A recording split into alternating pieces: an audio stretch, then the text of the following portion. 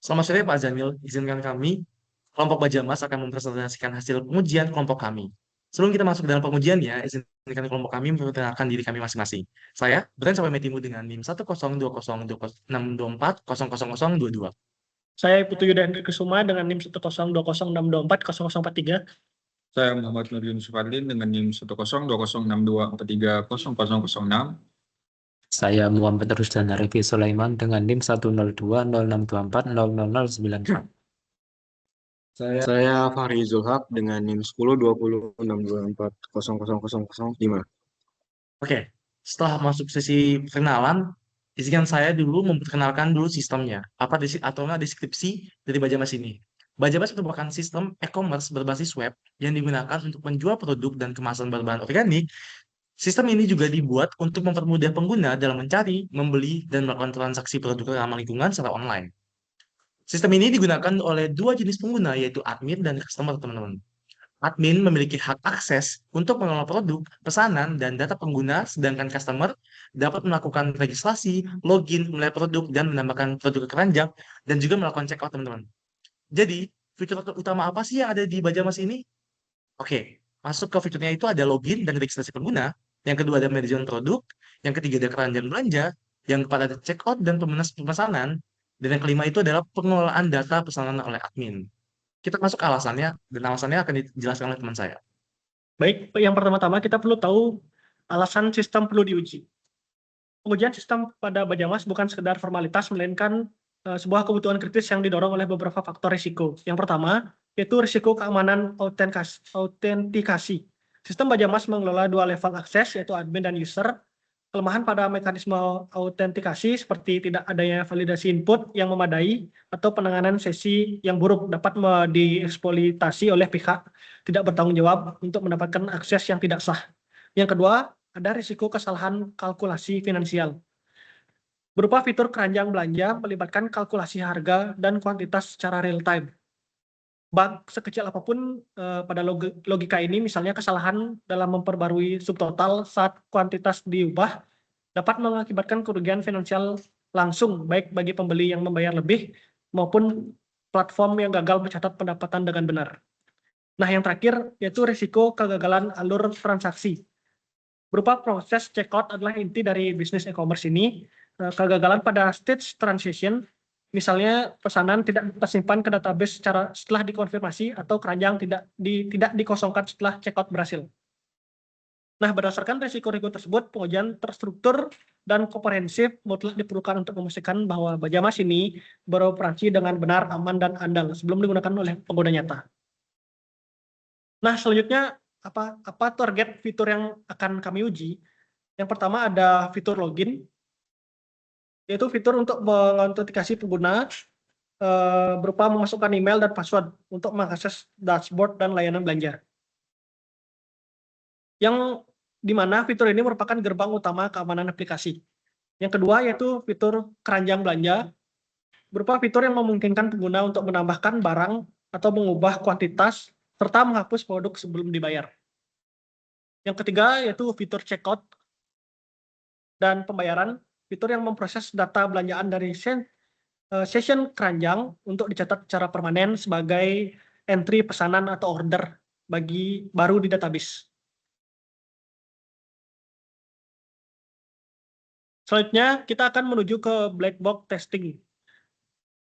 Yang pertama yaitu equivalent partitioning. Yang pertama yaitu fitur login admin. Yang pertama kelas yaitu email valid dan password valid.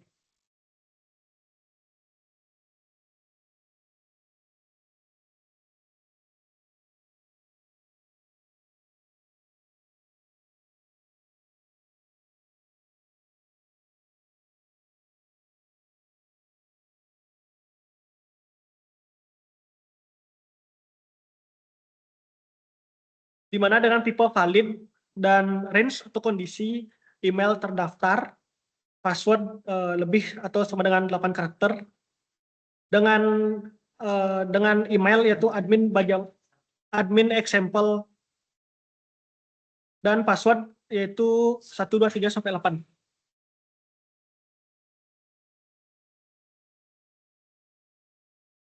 di mana bisa kita lihat valid bisa masuk langsung ke dashboard. Terus yang kedua, kita coba logout terlebih dahulu.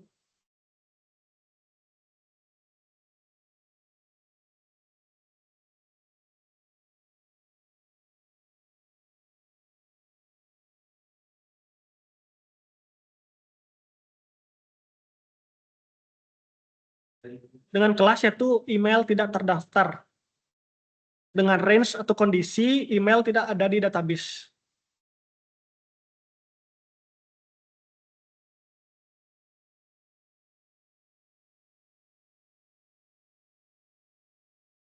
Nah, bisa kita lihat tidak bisa masuk atau dengan tipe invalid. Nah, yang selanjutnya yaitu password salah. Dengan kondisi yaitu email valid, namun password tidak cocok dengan database.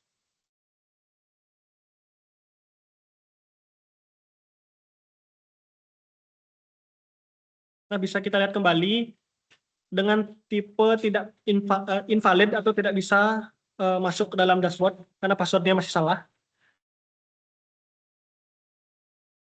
Yang selanjutnya yaitu format email salah.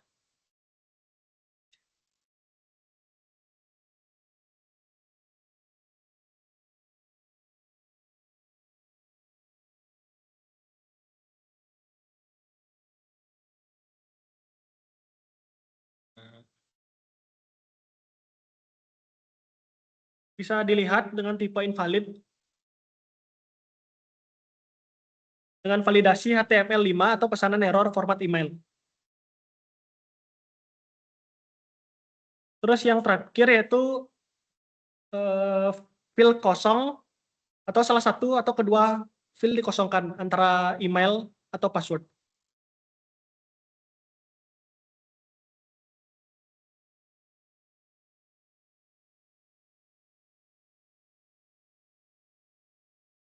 Baik, bisa dilihat semua kondisi sudah dijalankan dengan benar. Yang selanjutnya ada fitur tambah keranjang yang akan dilanjutkan oleh teman saya. Oke, baik. Saya akan melanjutkan fitur tambah keranjang. Yang di sini kita akan melakukan 5 kelas testing.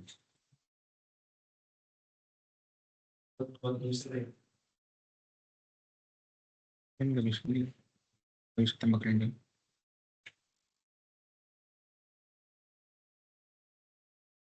Oke,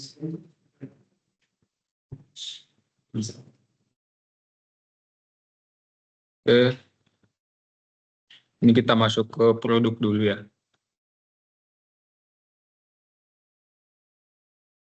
Untuk kelas pertama di sini quantity valid dengan tipe valid dan range kondisi nilai quantity berupa integer positif atau quantity lebih besar atau sama dengan 1. Di sini nilai representatifnya 3, quantity 3. Dan kita tukar, maka dia item diperbarui dan subtotal dikalkulasi ulang. Dan di sini masuk ke keranjang belanja. Ini untuk kelas pertama. Lalu untuk kelas kedua yaitu kuantitinya 0 atau tidak ada dengan tipe valid dengan range kondisi kuantitinya 0 yang menyebabkan item dihapus dari keranjang.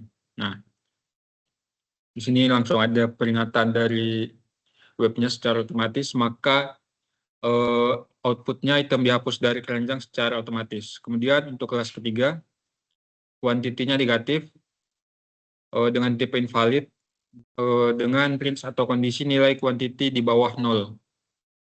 Maka dengan nilai kuantiti di bawah 0 ini tidak bisa menambahkan ke keranjang. Maka validasi menolak input dan tidak berubah.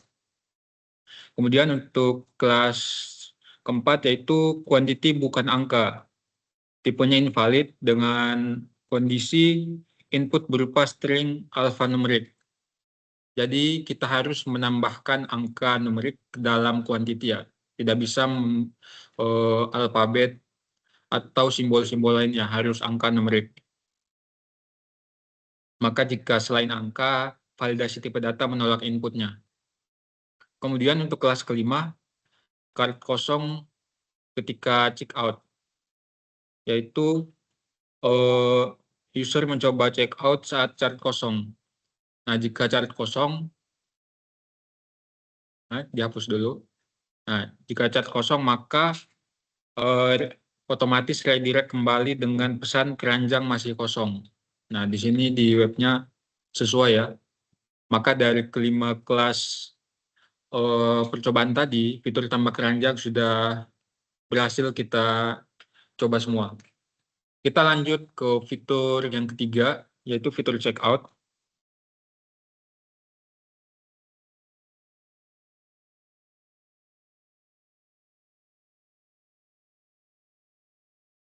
Untuk fitur checkout, kita tambah ke keranjang dulu. Di sini ada 3 kelas. Untuk kelas pertama, checkout valid dengan tipe valid, yang kondisi di mana user terautentikasi, card tidak kosong, alamat diisi. Kita checkout sekarang.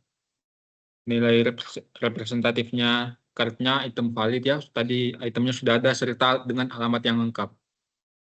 Di sini informasi pengirimannya, nama penerima, nomor WhatsApp, dan alamat lengkap. Dan buat pesanan, nah di sini langsung membuat order receipt dengan status sukses. Maka order berhasil dibuat dan ada keterangan sukses. Kemudian kita masuk ke kelas kedua, yaitu alamat kosong dengan tipe invalid, yang dimana kondisi bagian alamat pengiriman tidak diisi dan nilai yang berarti nilai representatifnya alamatnya itu tidak ada, maka outputnya validasi error validasi required pesan error akan muncul. Nah, bisa dilihat di sini. Nah, kita tidak bisa men-check out jika tidak memberikan alamat seperti itu. Kemudian untuk kelas yang ketiga, user belum login.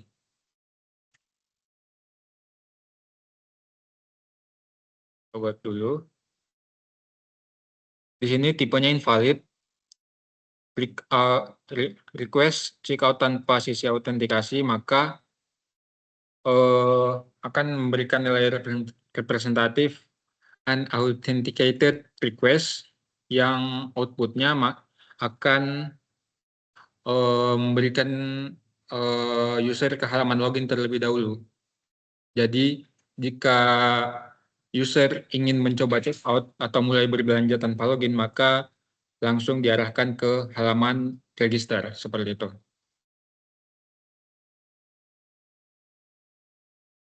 Oke, kita lanjut ke white box testing di bab 3. Bisa ke laporan.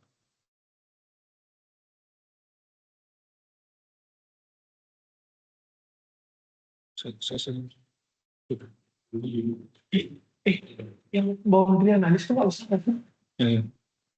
Coba.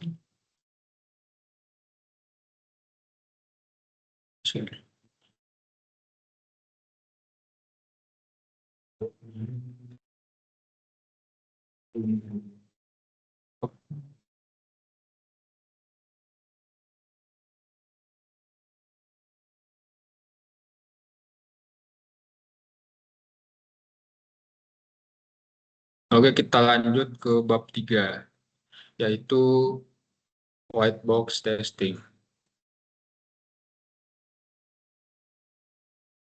Oke, di white box testing ini fitur yang pertama kita testing adalah fitur login.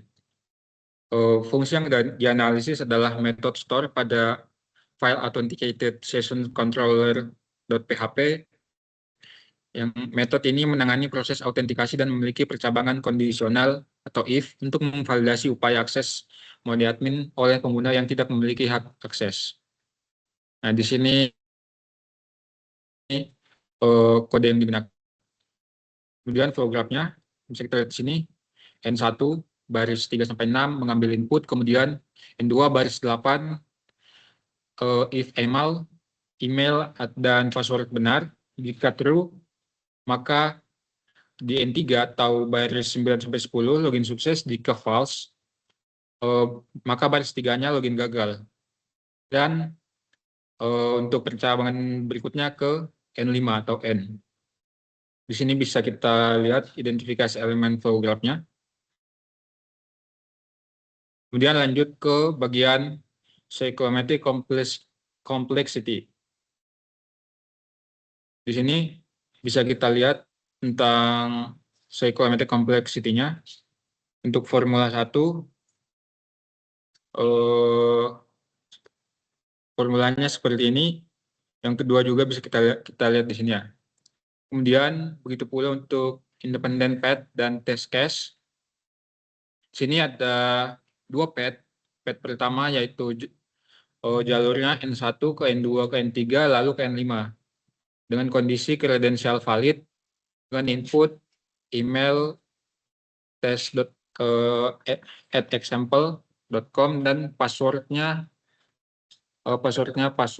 maka expected outputnya login berhasil. Sistem memperbarui session dan mengarahkan pengguna ke halaman dashboard. Kemudian untuk node kedua yaitu N1 ke N2 ke N4 lalu ke N5 dengan kondisi kredensial invalid, kondisi false dengan email yang benar namun passwordnya salah, maka login gagal. Sistem menolak akses dan mengembalikan pengguna ke halaman login dengan pesan error. Oke, lanjut ke fitur tambah keranjang. Ini kode yang dianalisis adalah metode update pada controller cart.php. Fungsi ini digunakan untuk memperbarui jumlah produk di keranjang belanja pengguna. Terdapat percabangan atau if else untuk memeriksa apakah pengguna mengubah kuantitas menjadi 0, yang berarti produk dihapus, atau lebih dari 0, atau kuantitasnya diperbarui. Nah, ini kode di cart controller.php bisa kita lihat di sini. Begitu pula dengan flow graph-nya, dimulai dari N1 baris 3-6, yaitu validasi dan ambil session. Kemudian lanjut ke N2, baris 8, if quantity lebih kecil atau sama dengan 0. Jika true, maka ke baris 9, hapus item dari cart. Jika salah, ke baris 11, yaitu kita set ke quantity baru di keranjang. Kemudian lanjut ke N5, baris 14-15, simpan session dan redirect. Nah, di sini kita untuk mengidentifikasi elemen flow graph-nya bisa dilihat di sini. Elemen node-nya ada 5, edge-nya ada 5, prediction node-nya ada 1, komponen P-nya ada 1. Untuk detailnya bisa kita lihat di sini. Begitu pula untuk psychometric complexity. Dan untuk bagian ini, independent path dan test case-nya, ada dua path juga. Yang pertama, jalur N1, N2, N3 ke N5. Dengan kondisi quantity lebih kecil atau sama dengan 0, kondisi benar. Inputnya, produk ID sama dengan 5, quantity sama dengan 0. Maka outputnya, produk dengan ID 5 dihapus dari session keranjang menggunakan unset. Pengguna diarahkan ke halaman keranjang dengan pesan sukses. Kemudian untuk jalur kedua yaitu N1, N2, N4, dan N5 dengan kondisi quantity lebih besar dari 0. Ini kondisi salah ya. Dengan input produk ID sama dengan 5, quantity sama dengan 3. Maka outputnya kuantitas produk dengan ID 5 di keranjang diperbarui menjadi 3. Pengguna diarahkan ke halaman keranjang dengan pesan sukses. Oke, seperti itu. Kemudian fitur yang terakhir, fitur checkout. Fungsi ini dianalisis oleh metode create pada file checkout controller.php. Fungsi ini bertugas untuk menampilkan halaman form pengiriman barang. Terdapat percabangan if di awal kode untuk memvalidasi apakah session keranjang atau cart pengguna kosong atau tidak. Nah, di sini bisa kita lihat kodenya yang dianalisis. Programnya di sini ada N1 atau baris 3-7 yang mengambil input checkout. Kemudian N2 baris 9, yaitu if form tidak lengkap. Jika benar, maka ke baris 10 notifikasi error jika salah ke baris 13 sampai 14 yang menyimpan pesanan dan sukses. Kemudian ke jalur selanjutnya ke N5 atau N atau selesai. Sini identifikasi elemen flow graph-nya yang elemen node-nya berjumlah 5, edge-nya 5, predicated node-nya 1 dan komponen P-nya 1, detailnya bisa kita lihat di sini. Begitu pula dengan psychometric complexity-nya dan independent path dan test case-nya, path 1 dan path 2, jalurnya untuk path 1 jalurnya N1, N2, N3 dan kemudian N5 yang dimana kondisinya empty card, kondisinya true. Kita inputkan batas bawahnya session card-nya 2 atau nol produk di dalam keranjang, maka outputnya akses ditolak. Pengguna dikembalikan ke halaman keranjang dengan pesan error card is empty. Kemudian untuk path yang kedua, jalurnya itu N1, N2, N4, dan N5. Kondisinya empty card, kondisinya false. Inputnya tepat di batas atas, session card-nya 1 menuju 1, yang dimana satu produk di keranjang. Outputnya validasi lolos, sistem mengkalkulasi harga dan sukses menampilkan halaman formulir checkout create. Oke, itu saja untuk bagian white box testing dan black box testing. Kita lanjut ke implementasi PES yang akan dijelaskan oleh teman saya.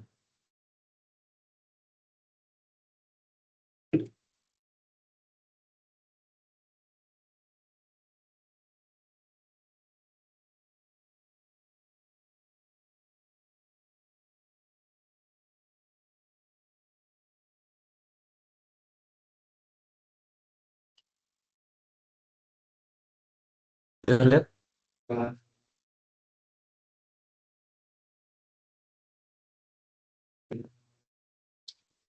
Oke, kita masuk ke implement test. Jadi mana ini adalah lanjutan dari bab 3 yang tadi. Yang pertama itu ada unit test. Sebelum kita masuk ke dalam unit test sama fitur testnya, kita harus tahu dulu apa sih itu test unit. Oke. Unit test sendiri itu digunakan untuk menguji logika program secara terpisah tanpa melibatkan database, root, middleware, atau tampilan web. Sedangkan kalau misalkan fitur itu tersendiri, itu tuh lebih berfokus pada alur dari POV penggunanya. Jadi end to end. Yang dimana digunakan untuk menguji fitur aplikasi secara end to end dari sisi pengguna. Yang diuji itu ada yang tiga tadi itu. Yang pertama itu login, nama keranjang, sama fitur checkout. Oke, kita akan masuk ke dalam unit testnya, langsung ke kodenya aja ya. Oke, di sini saya akan mencoba menjalankan untuk yang unit dulunya ya. Oke, di sini udah pas semua, tapi karena di sini banyak banget nih. Saya kemarin tuh sudah coba-coba beberapa, ada cart test, ada e-commerce logic test, sama order service test. Nah, tapi kita bakal lebih fokus sama storage method logic test nih, yang dimana itu kodenya tuh ada di sini. Yang dimana tes pertama itu pet 1 itu ada login sukses di mana email benar dan sandi benar, dan yang kedua itu email benar dan sandi salah. Itu akan begitu juga bakal sebaliknya. Contohnya misalkan emailnya salah, sandinya benar, itu juga bakal salah. Karena tadi di bab 3-nya cuma ada 2 N aja, otomatis kita juga di sini testnya cuma 2 N aja, nggak usah banyak-banyak. Kalau terlalu banyak seperti yang di bab 1, bab 2, itu akan memakan waktu yang lumayan banyak dan sama aja menurut saya. Itu sangat tidak efisien waktu ya. Nah, di sini kita bisa lihat test pad 1 ada 1A, 1B. Di sini ada untuk skenario gagal untuk kuantitas produk bernilai 0 atau negatif. Yang ketiga itu ada skenario sukses ketika check out. Di sini ketika formnya diisi lengkap, itu akan berhasil. Jika formnya tidak lengkap seperti alamatnya tidak terisi, itu akan gagal. Di sini kita lihat di terminalnya untuk storage testnya, storage method logic testnya. Pad 1 sukses, pad 1B-nya fail, pad 2-nya validation fail, yang karena kuantitinya di bawah 0 atau negatif. Yang pad 3A-nya itu sukses ketika formnya diisi atau terisi seperti alamat, nomor telepon, dan namanya. Pad 3B-nya itu validation fail because checkout fail-nya itu karena nggak ada formnya tidak lengkap seperti nomor teleponnya tidak diisi atau nggak alamatnya. Oke, kita masuk ke fitur tesnya. Oke, kita masuk ke fitur tesnya.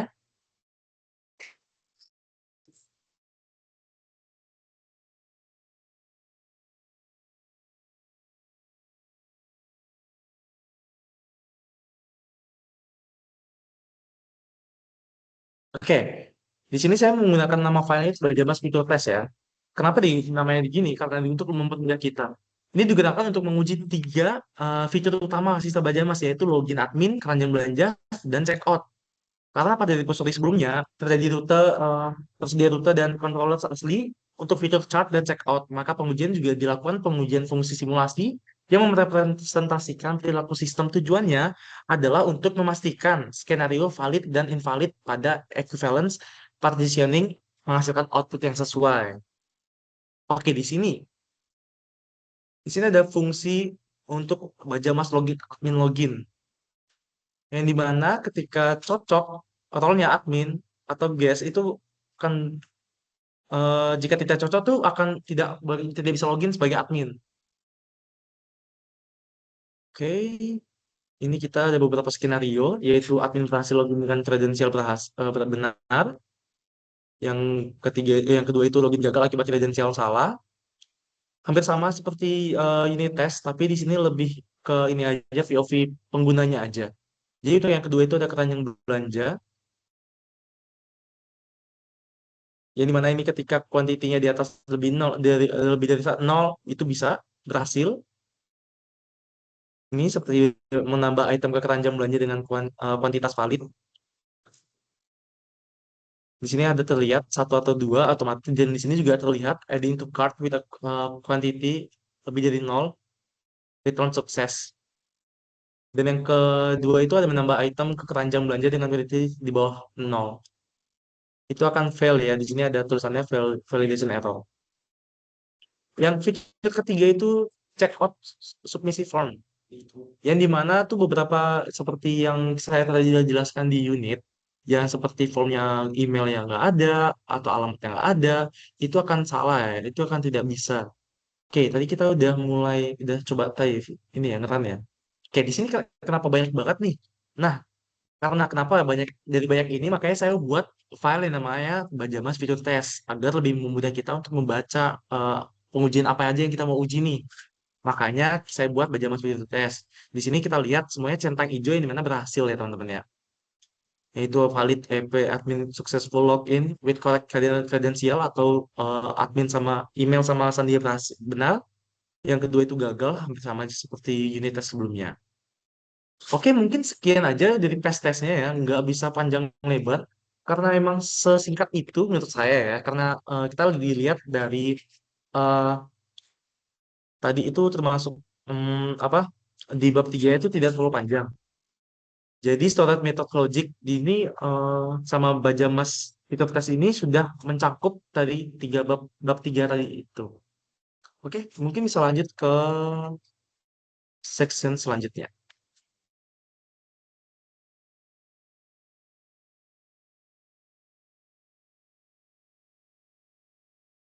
Baik, untuk tes berikutnya adalah tes selenium yang akan dijelaskan oleh saya dan rekan saya Fahri ya. Jadi tes selenium ini adalah tes di mana program akan secara otomatis mengakses website dan mengisi form sesuai kebutuhan kita untuk memastikan apakah website berjalan sesuai kebutuhan sistem. Untuk pertama-tama, saya akan melakukan tes pada fitur login terlebih dahulu, yaitu dengan komen Python mpytest login.py /v. Ya, baik, kita tunggu running.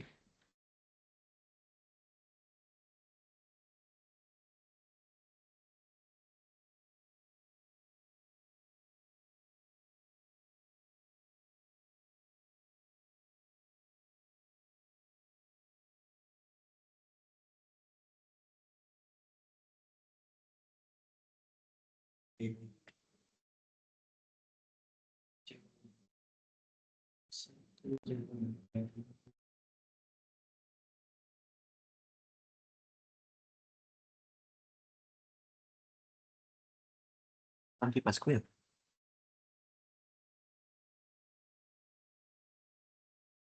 Baik, untuk tes pengujian pada sistem login berjalan sesuai kebutuhan dari sistem kita ya. Untuk berikutnya adalah fitur card yang akan dijelaskan oleh teman saya.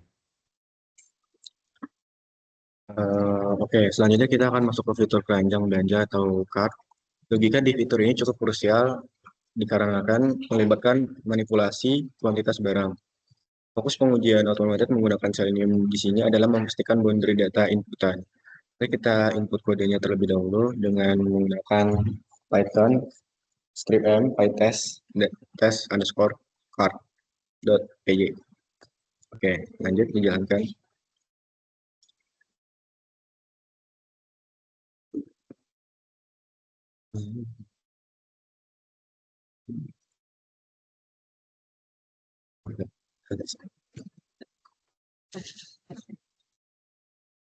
Oke, tes pertama berjalan dengan lancar ya.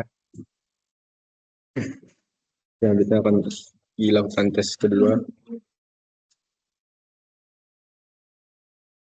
Oke, tes juga tes kedua berjalan sesuai dengan white box.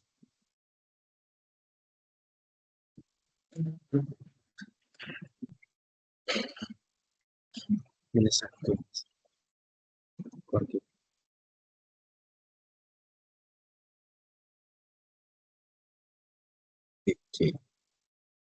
Selanjutnya tes ketiga kita akan melakukan quantity dengan ABC, tes per tes. Yang terakhir ada tes kelima, card kosong. Cek. Udah. Oke, terbukti kelima tes sudah berjalan dan menunjukkan hasil yang tes semua sesuai dengan kebutuhan sistem dan white box. Pada EC1 kita menguji kuantitas valid, misalnya mengisi angka 3 atau nilai representatif 3, dan produk harus berhasil masuk ke keranjang. Kami juga menguji edge case pada EC2 hingga EC4, yaitu ketika kuantitas diubah menjadi 0 untuk skenario hapus item, memasukkan angka negatif, atau memasukkan string berupa huruf. Terakhir ada EC5, di mana Selenium mencoba memaksa masuk ke proses checkout, padahal kondisi keranjang masih kosong. Di sini sistem Bajamas berhasil menolak transaksi tersebut dan mengabaikan user ke halaman chart. Selanjutnya kita akan mengetes Selenium checkout page testing. Fitur terakhir yang diotomasi adalah fitur checkout. Ini adalah inti dari alur transaksi komersial website kami. Ada 3 di tes dengan menggunakan Python/m test. Oke, untuk EC1 masih berjalan. Checkout.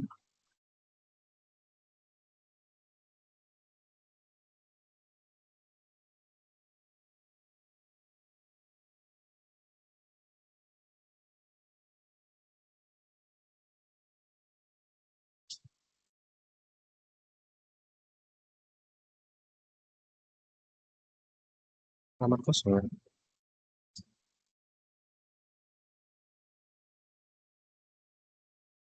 Oke, kita sudah menjalankan Selenium test berupa 3 kondisi. Yang pertama itu checkout valid dan terbukti kalau tesnya pass dengan kondisi user terautentikasi, card tidak kosong dan alamat itu diisi. Hasilnya itu pass. Yang kedua itu alamat kosong dengan kondisi field alamat pengiriman tidak diisi atau minus, atau tidak diisi lah, di skip gitu. Nah, validasinya keluar output error.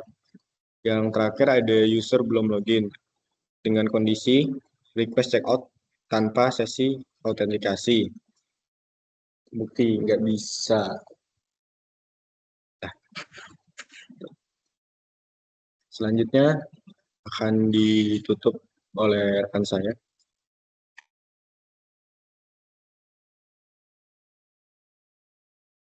Oke, mungkin cukup sekian. Kita masuk ke dalam sesi kesimpulan ya. Oke, berdasarkan pengujian yang telah dilakukan pada sistem Bajamas, fitur login, keranjang belanja, dan checkout telah berjalan sesuai dengan kebutuhan sistem. Pengujian dilakukan menggunakan beberapa metode yaitu black box testing, white box testing, unit test, feature test yang menggunakan PES, dan selenium testing. Pada white box testing, seluruh independent path yang diperoleh dari perhitungan cyclomatic atau complexity berhasil diuji. Nah, terus kemudian pada implementasi PES, seluruh pengujian berhasil dijalankan dengan menghasilkan 53 test case dan 106 perception status PES tanpa adanya kegagalan.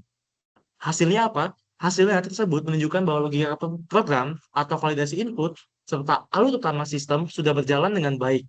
Meskipun demikian, masih terdapat peluang pengembangan lebih lanjut, terutama untuk memperluas cakupan pengujian dan menguji fitur secara langsung pada endpoint yang sebenarnya. Jadi hasilnya kita gimana? Nah, dari total 53 test case dan 106 exception yang telah dijalankan menggunakan PES, seluruh hasil dengan status PES, artinya fitur login, chart, rancang, dan tidak ditemukan kegagalan pada ruang lingkup pengujian yang dilakukan. Oke, mungkin cukup sekian dari kelompok kami. Jika ada salah kata atau kesalahan dari kelompok kami minta maaf. Mungkin selamat sore.